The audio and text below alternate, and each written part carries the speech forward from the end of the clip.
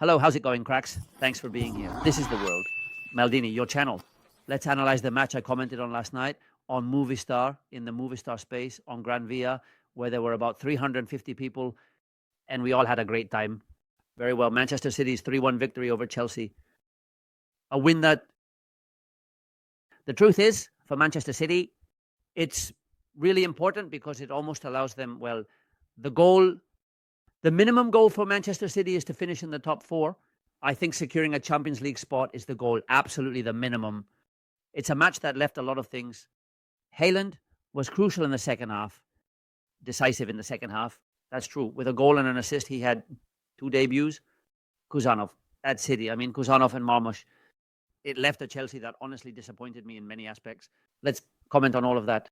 Today we have a very busy day. Then you're going to have, besides, of course, the notes from the Real Valladolid-Real Madrid match, you're also going to have on your channel the analysis with all the footage from the 2 South American U20 matches from yesterday, Uruguay-Chile, and the match between Venezuela and Peru.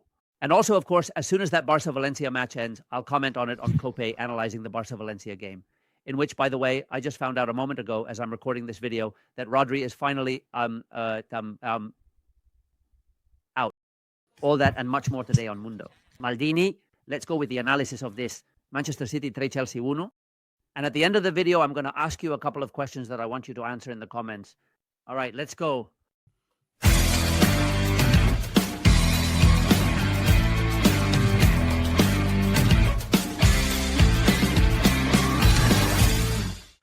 All right, let's go. Friends of Mundo, Maldini. Well, the first question I'm going to ask, I'm asking it now, and then I'll ask a few more at the end of the video. Warning. Do you remember a worse debut than Kushanov's with a big team, an elite team? Many people mention the debut with Real Madrid, where I think he scored an own goal. I don't remember, but Kushanov was a minute and a half into the match. He gives away a goal, which is Chelsea 0-1, and a minute later he gets a yellow card. Kushanov's debut was tremendous. He has come from Lens and is a future project for Pep Guardiola. We'll see how far he can go. Can this guy work out? But honestly, watching him, it was almost painful to see his expressions in the first half as a player. Little by little, it calmed down a little, but it was terrifying. Guardiola had to protect him by substituting him around the 55th minute because it was terrible. He played on the right side. He was suspended. Ruben Diaz, that's what happened. That's what happened. Let's take a look at the 11. Friends of Mundo, Maldini. Here we have it. Ederson in goal for Manchester City with Mateus Nunes. He insists on Mateus Nunes on the right wing. For me, it's true that he participates in the equalizing goal, but I'm not convinced by him. I'm not convinced having him so far back. Mateus Nunes. Guardiola on the left side did quite well. Akanji and Kushanov's debut. Then Stones came on for him along with Kovacic, Gundogan and Bernardo Silva. What do I want to comment on? Marmoush, Haaland and Phil Foden. Let's take a look at quite a few things because I have the Wyscout report, of course, for you. But I want to talk about the match in general first. Well, Chelsea with Robert Sanchez, James, Chao Colwell and Cucurella. Caicedo, Enzo Fernandez, double pivot with Madueke, Palmer, Sanchez and Jackson. The match, by the way, very weak. Very, very weak. Palmer's match. Palmer, who is a player that I think in a match like this, well, logically, much more was expected from him. And Palmer was practically invisible throughout the whole match. In fact, with the score at 0-1, Chelsea has a very clear chance to make it 0-2. And he makes a very serious mistake, giving a bad pass. And frustrates the play that could have been 0-2 right at the start of the match, which would have changed a lot of the story. Here we have Palmer with this really of despair because of that 0-2. Let's bring it a little closer because it's really the gesture. It makes it clear what the match was like for Palmer and ultimately for Chelsea, who loses that 4th spot. Let's see, things to comment on. Let's go to the Wyscout report as well to see the debuts of the 2 about this man, Marmoush. I expect a lot from Marmoush at Manchester City. The Egyptian, he comes from Eintracht Frankfurt. He played a bit alongside Erling Haaland, and he's a player who really excels in open space. He has a lot of goals, he has a lot of assists, and he's showing it in German football. Here he takes a qualitative leap to the best league of Gundogan, which is the Premier League, and we'll see to what extent Marmoush is capable of meeting the expectations. Let's take a look at the match Marmoush had. Here we have the Wyscout report. 38 actions, 18 correct, 47%. Just 13 passes. That is to say, he didn't participate much. He played quite high up and didn't participate much, although he scored a goal that was disallowed for offside. Yes, it was, obviously. None of his dribbles worked out. Well, I think he wasn't bad, but we need to expect more from Marmoush, obviously. Notice that in the area, he practically loses almost all the actions he has. A little far from the area anymore, but it was a match. Well, it wasn't too bad. It wasn't too bad at all, but I think this man, Marmoush, needs to improve with respect to, because if not, when everyone is there, yesterday Manchester City played without wingers, but when they are all there, obviously at the end, Marmoush, it's hard for him to get into the team unless he can step in at some specific moment for Erling Haaland.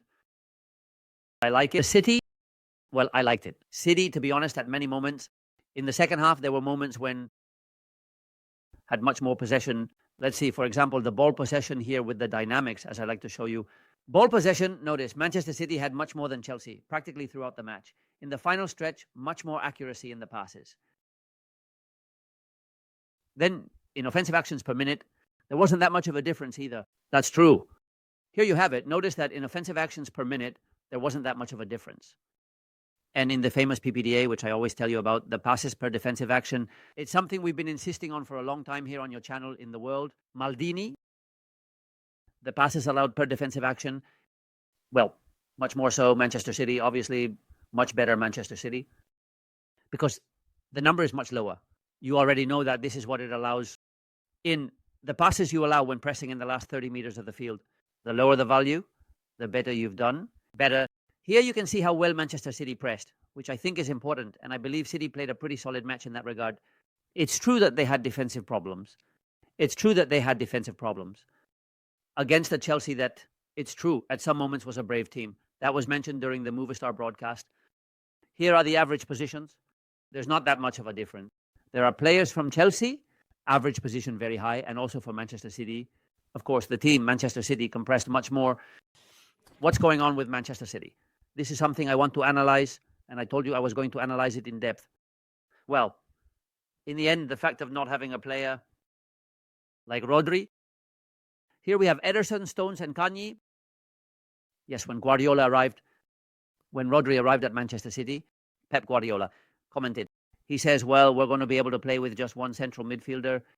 Well, now, to replace Rodri, it's almost like they have three. Because yesterday, it's true, and let's go back to the Campido, friends from the world, Maldini, yesterday, and it's something I want to insist on. Yesterday, it's true that in the end, to replace Rodri, you need Gundogan further back, Bernardo Silva further back, the three of them close together at many moments. This forces a greater retreat from the midfielders. Of Foden, also Haaland. It drops back, and you've already seen that the average positions weren't that high because they didn't have much possession near the area. Manchester City, this is the big problem. You push Bernardo Silva far away from the area, you push Gundogan far away from the area, and all of that is to replace Rodri. And all of this logically hurts them. It's true that Guardiola also comes here to help. Mateus Nunes also comes here to help. But if you notice, 2 of the goals are from through balls. 2 of Manchester City's goals are from through balls. In other words, they didn't have such overwhelming dominance. They don't put as much pressure on their opponents as they used to. The 2-1 is a very serious mistake for me. It's a through ball that falls to Haaland, and it's very bad. Robert Sanchez, because he comes out, leaves the goal when he's not sure, because then, obviously, he doesn't get there. Look at Robert Sanchez's position here. He leaves the goal, and when he leaves the goal, then you have to put it in like Haaland does, of course, but when you leave the goal, you have to be completely sure that you're going to get there. Yesterday, I was talking about it with Miguel Angel Moya on Movistar in the program. You have to be 100% sure. And he wasn't. Robert Sanchez, in fact, didn't get there. He hesitated halfway out and ended up in no man's land. An empty goal, and Haaland, a player of this level, in the end, he's going to score that. And he did. How much did this guy participate in the match? Erling Haaland. How much did he participate in the match? Let's take a look at it too, because I think it's important. Let's analyze this about Erling Haaland, because his participation wasn't that much. In the score, yes, yes, obviously, because he provides an assist and scores a goal. There are 41 actions. But here you have it. In the first half, he participates very little compared to other matches. In any case, with the passes, you can see it here, practically nothing. He assists a goal in the second half. More actions near the area. And he ends up making the pass for the goal, which is exactly the one I'm watching here. And he ends up making it 2-1 and providing the assist for Phil Foden's 3-1 goal. That is a clear victory, necessary. For City and fair, I also mean for Manchester City. it will be very difficult for him to settle. Kushanov is going to have a hard time establishing himself. By the way, I liked Guardiola. I want to finish with a couple of points about Chelsea, who had a match that, for me, was quite underwhelming compared to what could have been expected.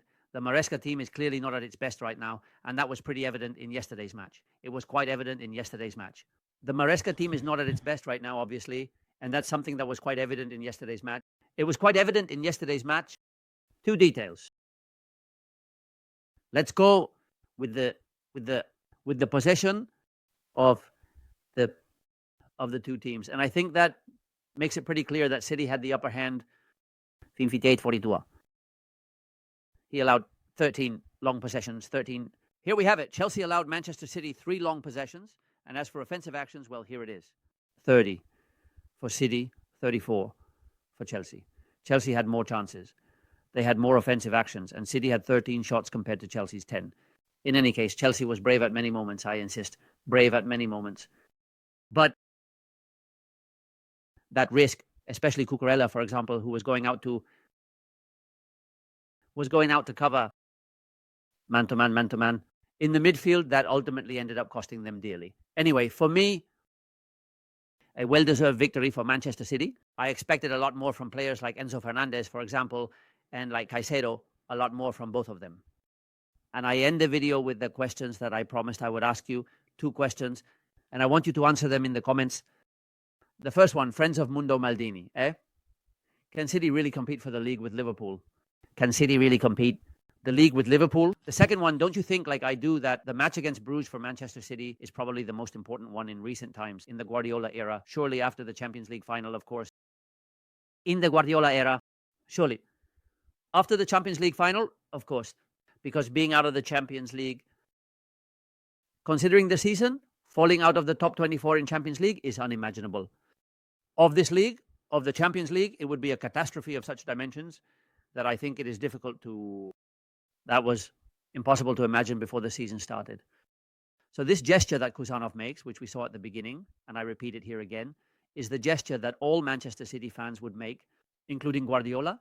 I don't know if it would be a defeat. For real, not qualifying, not beating Bruges would be one of the biggest disappointments in recent times, at least since Guardiola's time at Manchester City. I think it definitely would be. What do you think? I think they're going to beat Bruges. They should beat Bruges, but given how the team is right now, let's see. Bruges is a very competitive team. Anyway, questions that I want you to answer for me. A hug by...